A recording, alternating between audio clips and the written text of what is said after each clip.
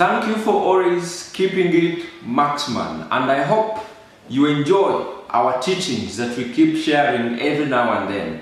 Don't just enjoy them. Pick a lesson, apply it in your life, be transformed, transform the life of another man. That is how we reach men out there, one man at a time. It all starts with me and you, playing our part in the quest to transform and teach other men.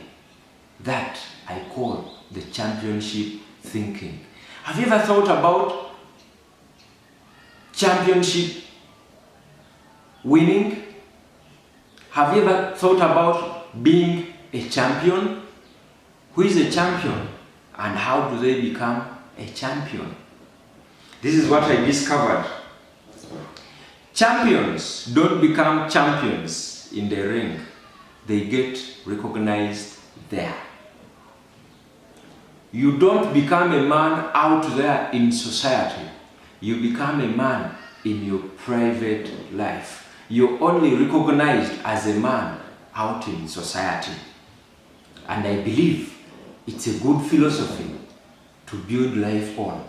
You don't become a champion in the ring. You only get recognized there. How about we also start thinking like that in our daily lives as men?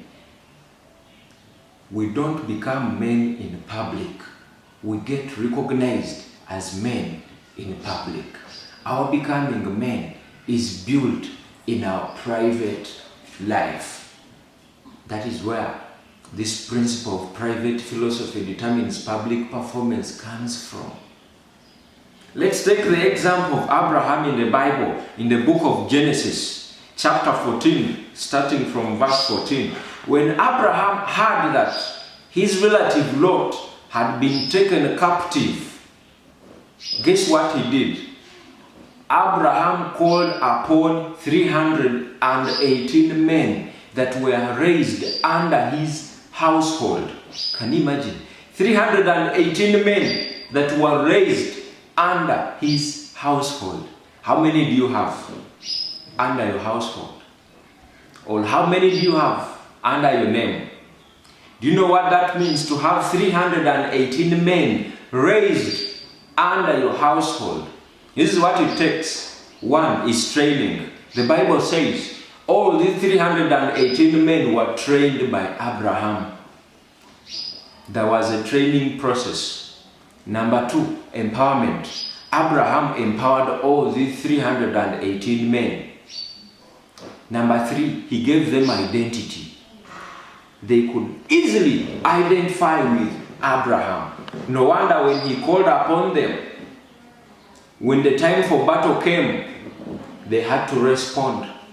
They had to come out because they identified with him. He had empowered them. He had trained them. How many have you trained? How many have you empowered? How many can identify with you? If you are to be in a problem today, who can you call on? Or you need to call out somebody out of your life. And yet, at that point, you need to call on somebody to come to your rescue as you get into battle. Remember, we said a man cannot fight alone. You cannot be a lone ranger. Think about training some men, empowering some man out there, and giving them identity that they can identify with you as a man. The championship thinking or mentality requires that you pick out a man, train them, empower them, and give them identity. Identity based on the truth. Identity based on the true biblical principles of life. Don't try to give them any other identity. You will be destroying their mentality for being champions. But give them identity based on the truth that manhood and Christ-likeness are synonymous. And remember, a warrior that has been given identity, or who is sure of his identity, will not turn away on the day of battle. You can easily call unto them.